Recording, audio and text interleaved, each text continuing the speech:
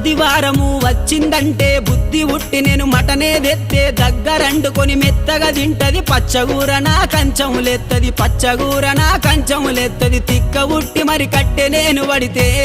నా ముత్తుల పెళ్ళము తల్లి గారి బాట పడుతుందమ్మా నా రంకుల పెళ్ళము వద్దంటే వినవే ఓయమ్మా నా ముద్దుల పెళ్ళమా మంకు పడితే మానవే ఓయమ్మా నా రంకుల పెళ్ళమా